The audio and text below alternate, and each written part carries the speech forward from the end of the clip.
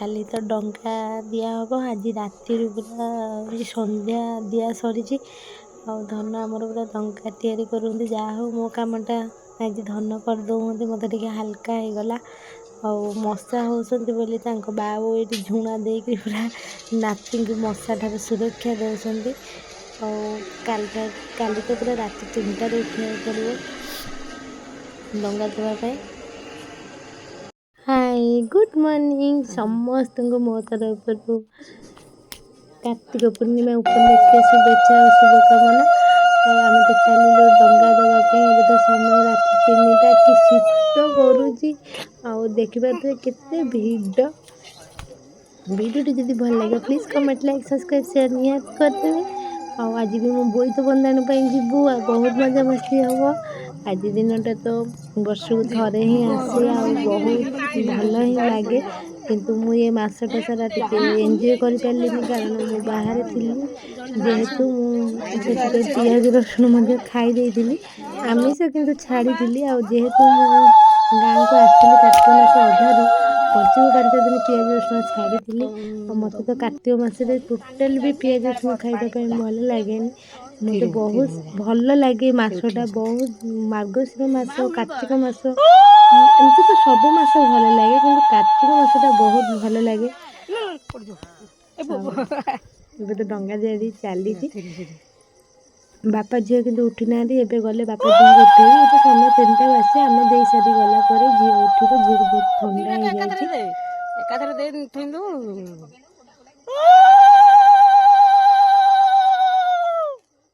ଦୀପ ଭଲ କାମ ଦେଖେଇଲା, ଦୀପ ରହିଲା ଭଲରେ, କାଠି ଫାଠି। ଏବେ ପୁରା ମୋ ମୁରୁଜଟା କମ୍ପ୍ଲିଟ୍ ହେଇଯାଇଛି। ଆଉ ମୁରୁଜଟା ଆଜି କେମିତି ପଡ଼ିଛି ପ୍ଲିଜ୍ କମେଣ୍ଟ ଦ୍ୱାରା ନିହାତି ଜଣାଇବେ। ଆଉ ଆମେ ଟିକେ ବୋଇତ ବନ୍ଦାଣକୁ ଯିବୁ। ଆଉ ଗଲା ବାଟରେ ଟିକେ ଘରକୁ ଯିବୁ, କାରଣ ଭାଇ ଆଜି ମୋ ଉପରେ ରାଗି ଯାଇଛି। ଗୋଟେ ପିଲା ଆର ବର୍ଷ ନେଇକି ଯାଇଥିଲା, ଏ ବର୍ଷ ମୋ ସ୍ୱାମୀଟା ଅଛନ୍ତି। ମୁଁ ସେ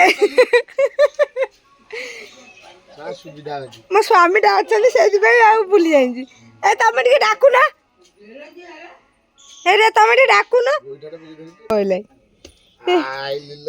ତତେ କିଏ ସିନ୍ଦୁର ଲଗେଇ ଦେଲା? ନିଜେ ନିଜେ ଲଗେଇଦେଲୁ। ଆସେ ଝିଅ, ଆସେ ଯିବା।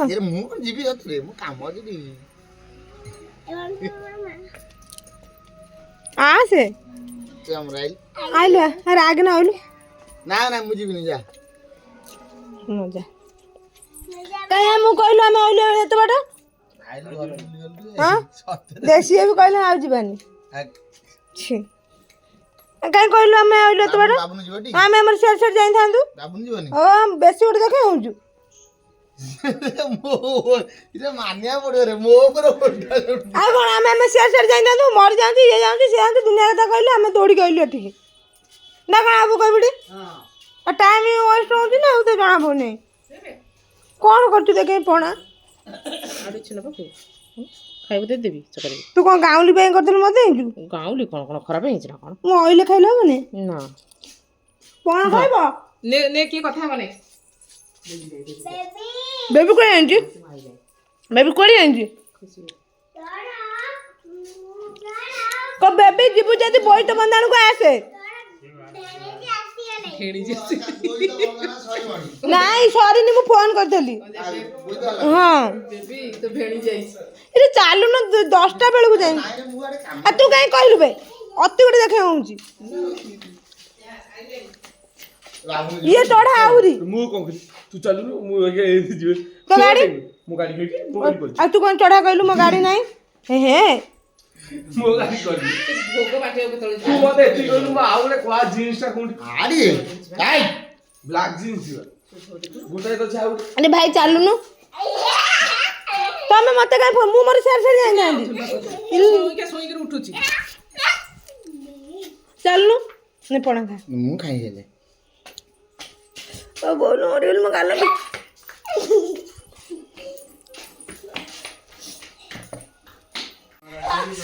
ସରପ୍ରାଇଜ ପୁରା।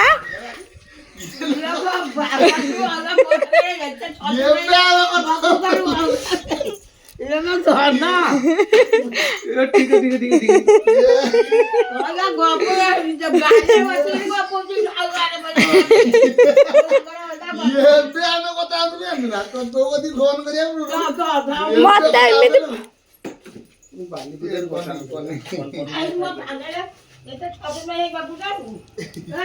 ଏବେ ଆମେ କଥା ହଉଥିଲେ ସାଙ୍ଗେ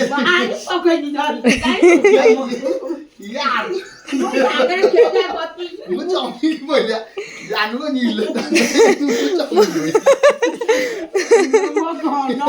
ये क्यों आ हेलो आगे से करो କଥା ବାପା ଜାଣିଥିବ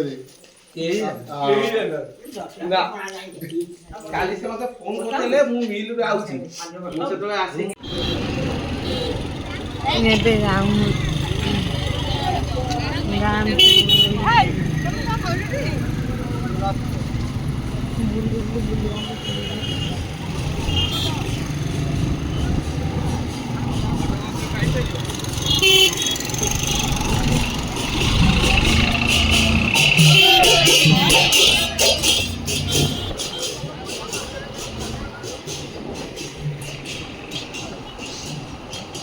ଦେଇ କହୁଥିଲା ଆଉ ଗାଁ ଭିତରେ ଅଛନ୍ତି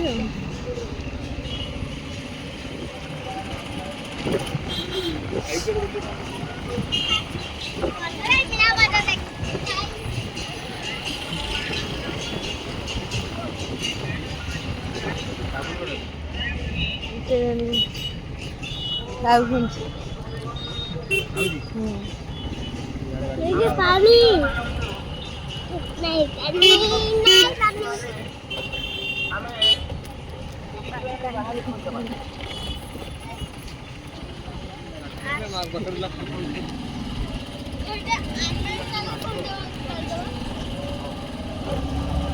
बोल दो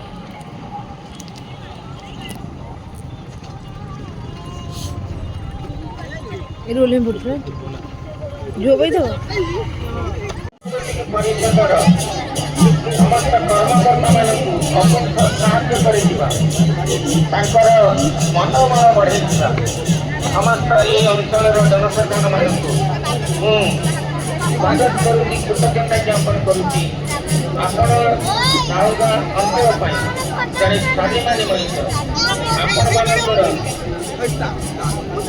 ସହଯୋଗରେ ଏ ପରିଷଦ ଏଇଭଳି ସୁନ୍ଦର ବର୍ଣ୍ଣାଢ୍ୟ ମହୋତ୍ସବ ସମ୍ପନ୍ନ କରିବା ପାଇଁ ସମର୍ଥ ହୁଏ ତେଣୁ ଆପଣମାନେ ସାଉଗା ଅଞ୍ଚଳର ଜଣେ ଜଣେ ସଚେତନ ଧର୍ମୀ ବୁଦ୍ଧିଜୀବୀ ଶିକ୍ଷାବିତ ସମାଜସେବୀ ଏବଂ ସମସ୍ତ ଜନସାଧାରଣ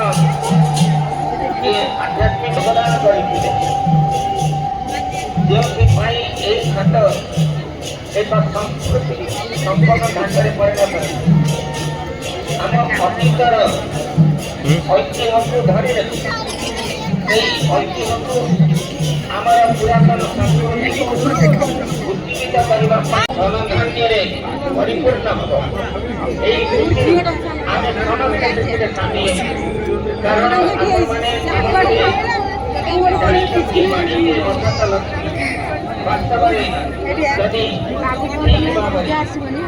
ଠିକ୍ ଭାବରେ ବାଣିଜ୍ୟ ବ୍ୟବସାୟ କରାଯାଏ ତାହେଲେ ନିଶ୍ଚିତ ଭାବରେ ଆମର ଅଭିବୃଦ୍ଧି ହେବ ଆମ ସଂସ୍କୃତି ଆଗକୁ ଯିବ ଆମ ସମାଜ ଏକଜୁଟ କରିବେ ଏହି ଆଶା ମଧ୍ୟ ରଖେ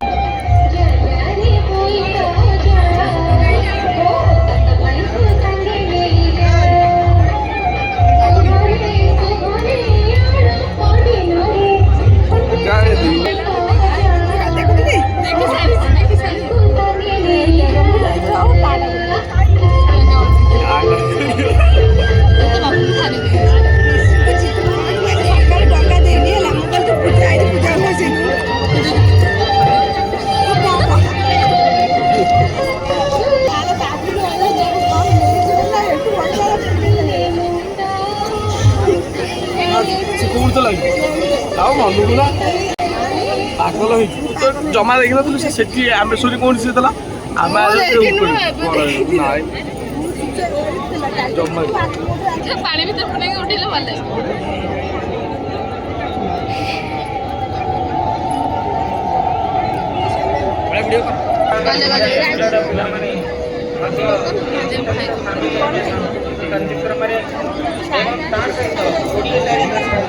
ରହ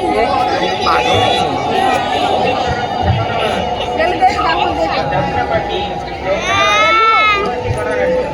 ତୁଳସୀ ଗଣନାଟ୍ୟ ଯାତ୍ରା ପ୍ରଦର୍ଶନ କରିବ ଏବଂ ନିଶ୍ଚିତ ଭାବରେ ବାଲିଯାତ୍ରାର ଏହି କାର୍ଯ୍ୟକ୍ରମ ଏଥିରେ ପିଲାମାନଙ୍କ ପାଇଁ ବିନମ୍ର ହେବ ଆପଣମାନଙ୍କ ପାଇଁ ବିଭିନ୍ନ ଏବଂ ସାଂସ୍କୃତିକ କାର୍ଯ୍ୟକ୍ରମ ସମସ୍ତ ପ୍ରକାର ବ୍ୟବସ୍ଥା କରିବା ପାଇଁ ନିଜର ଶକ୍ତି ଅନୁସାରେ ଏଥିରେ ଆପଣମାନେ ଆଉ ଐତିହ୍ୟ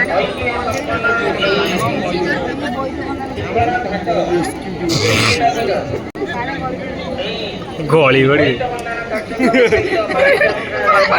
ସମୁଦ୍ର ପାଣି ନା ଗଳି ପଡ଼ି ଯାଇ ତାଙ୍କୁ କାହିଁ ନେଉଛନ୍ତି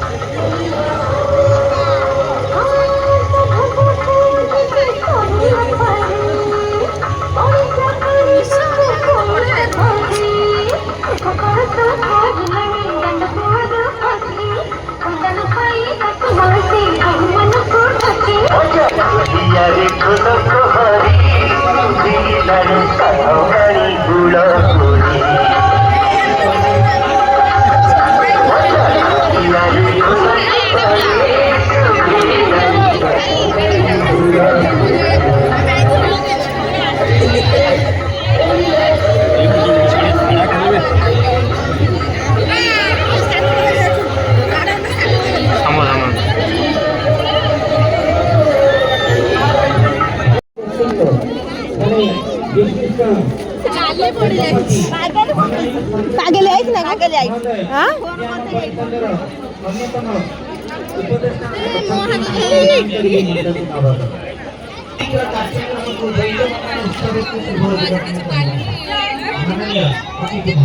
ପଡ଼ିଯିବ ଏକାଥରେ ସାଇଜ ତ ଆଜି ଭଲ ଗୁପଚୁପ ଖାଉଛ ଦହିବରା ଖାଇବ ମତେ ପଡ଼ିଯିବ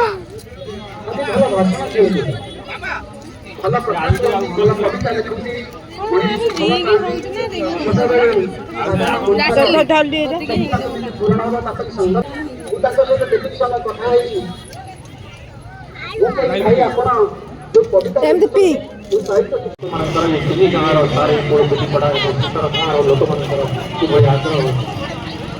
ଏବଂ ପରବର୍ତ୍ତୀ ସମୟରେ ପରବର୍ତ୍ତମାନଙ୍କରେ ଏହା ନାଲଗୋ ଅଞ୍ଚଳର ଗୋଟେ ଗଣପର୍ବ ଭାବରେ ପରିଣତ ହୋଇଛି ଏବଂ ଶହ ସଂଖ୍ୟାର ଲୋକ ଆମକୁ ଆଜି ସହଯୋଗ କରିଛନ୍ତି ଆମ ସହିତ ସାମିଲ ହୋଇଛନ୍ତି ଏଠି ଆଜି ସମବେତ ହେଉଛନ୍ତି ଏବଂ ଆଜି ନାଲଗୋ ସାଂସ୍କୃତିକ ପରିଷଦ ତାର ବସୁନ୍ଧରା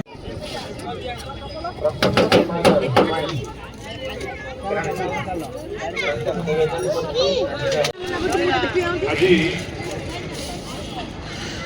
କାର୍ତ୍ତିକ ପୂର୍ଣ୍ଣିମା ପବିତ୍ର ଶ୍ରୀ ନାରାୟଣ ରୂପୀ ରଥକାଠ ଅମୁଚୁର ହୁଏ ନା ନା ଫୋନ ପେ ଦଉନ ଫୋନ ପେ କଣ କରୁଛ ଦିଅ ନଟା ଦହିବରା ଗୋଟେ ଦେଇ ଦିଅ ଦହିବରା ଗୋଟେ ଦିଅ ଟଙ୍କାଟେ ଦେଖିନି ଦହିବରା ଗୋଟେ ମୁଁ ବାହାରେ ଦେଖୁଛି ଫୋନ ପେ ଟଙ୍କାଟେ ବି ଦେଖିନି ବର୍ଷ ହେଲା ରାଧା ପଛରେ ବଞ୍ଚ ଏଠି ଆସ ଫୋନ ପେ କରି ଫୋନ ପେ କର ହଁ ଫୋନ ପେ କରି ଯାଉଛି ଜଣଙ୍କ ପାଇଁ ଅଜଣା ଅର୍ଡର ଦେଇଛି ଯାଉଛି ତା ପାଇଁ ଆମେ ଅର୍ଡର ଦଉଛୁ ଆମକୁ ଦଉନ ଗୋଟେ ହଉ ପେ କର ମୁଁ ଆଣିକି ଆସିବି ଦେ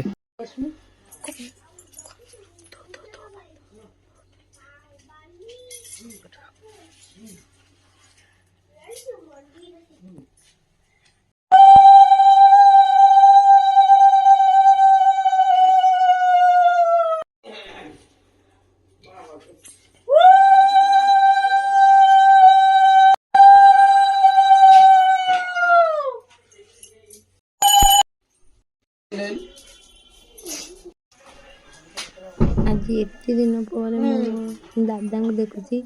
ଦାଦା ତ ନୁହେଁ, ସେ ବି ମୋ ବାପା ଆଉ ମୋତେ ବହୁତ ଭଲ ପାଆନ୍ତି। ସେ ଛୋଟବେଳୁ ଯେତେବେଳେ ମଧ୍ୟ ସେ ଆସନ୍ତି ମୋତେ ଖୁଆଇ ନଦେଲେ ସେ ନିଜେ ବି ଖାଆନ୍ତିନି। ସେ ଏଠି ରହନ୍ତିନି, କାଲକାଟାରେ ରୁହନ୍ତି।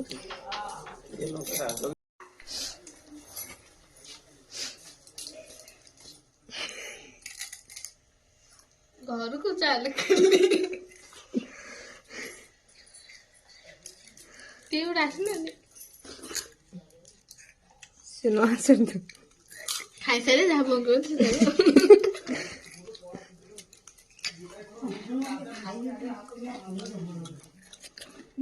ତୋ ଦି ପୁଅ ଆଗ ନେବେ ପାମ୍ପଡ଼ ଦେବିନି ଆଉ ପାମ୍ପଡ଼ ଦେବିନି ବେକାର ଭାତ ବଢା ହେଲା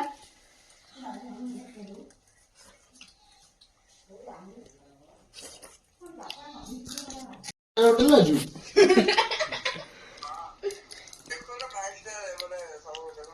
ସେ ସେଇଭଳିଆ ଦେଖାଯାଉଛି ପଛ ଏଣ୍ଟ୍ରାନ୍ସ ଟା ତ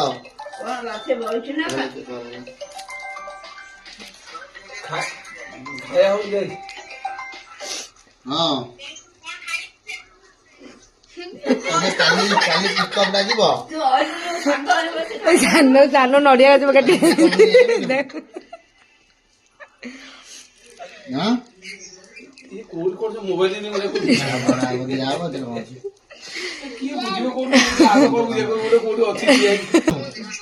ନେ ନେ ନେ ନେ ଗଲା ଆଉ କଣ କାକୁଡି ଖାଇବୁ ନେ ଦେ ପାମ୍ପଡ ନେ ହ୍ୟାଲୋ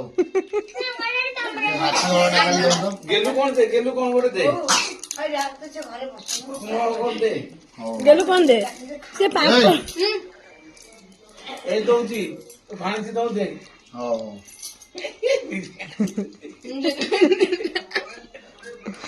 ବରମା ଦେଖେ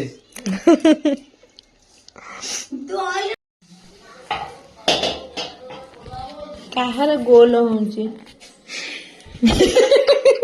ଗୋଲା ଦେଖି ଗଲା ପାନ ପତ୍ର କଲାଣି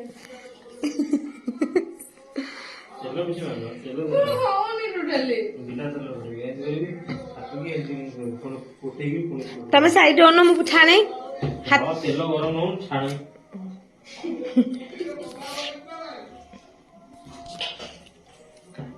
ଆମର ପୁରୀ ଛଣାଛଣି ହଉଛି ଯିଏ ଖାଇବ ଜଲ୍ଦି ଜଲ୍ଦି ଆସ ନା କଣ ଜଲ୍ଦି ଜଲ୍ଦି ଆମ ଚ୍ୟାନେଲଟାକୁ ସବସ୍କ୍ରାଇବ କରିଦେବ ଆଉ ଯାହାର ଲମ୍ବା ବେଣୀ ଦରକାର ଆମ ବେବିର ନବ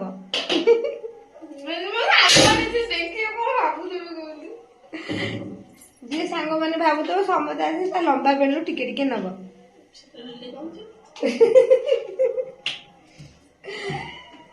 ଭିଡ଼ିଓଟି ଯଦି ଭଲ ଲାଗିବ please comment like subscribe share ନିହାତି କରିଦେବେ ରହୁଛି ବାଏ ବାଏ